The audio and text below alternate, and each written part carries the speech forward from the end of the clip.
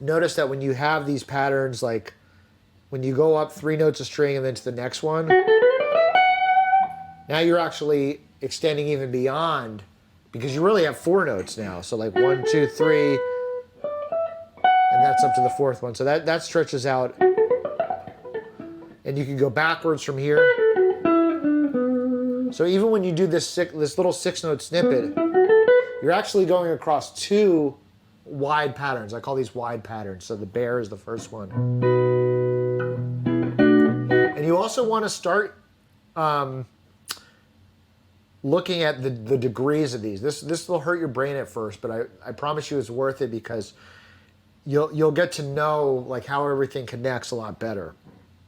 So what I mean by that is like the lowest string, the lowest degree here is the root. But on the next string, it's the 4. Then we have the 7, 3rd, and 5th. Now, by the way, I should also mention, I'm sort of teaching these and thinking about them usually from the minor pentatonic point of view, where this is going to be the root. But you should be aware that I could start the same thing here. And I'm in major. It's just this, it's the same patterns, but just a different starting point. So again, there's my D.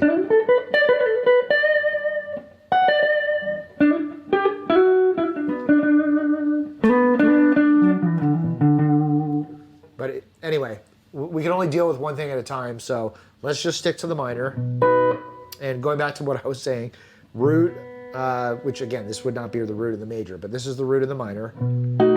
7th, sorry, root, 4th, 7th, minor 3rd, but I just call it 3rd, 5th, and so on. Now, when you go diagonally up, going to these patterns like this, I like to think of this, I don't necessarily name every degree, but I'm thinking in my brain, like, what's the start of this? So this is root, and there's my 5th. So really, it's like root, 3rd, 4th, 5th. But that's a little bit too much to think of maybe every single note. So when I play this, what I'm thinking of is root, 5th. So when you go diagonally, you get a different layout than when you just go up each string. So let's see, root, 5th, and then 3rd. So third, and it's always the same. Like, it doesn't matter. You know, if I could be on my 5th down here, I'm still in B, but I'm just starting here. It still goes 5 to 3 when I go diagonal. So 5, 3. Okay, so it doesn't matter what string. I can start here, and I'll get into the root 5.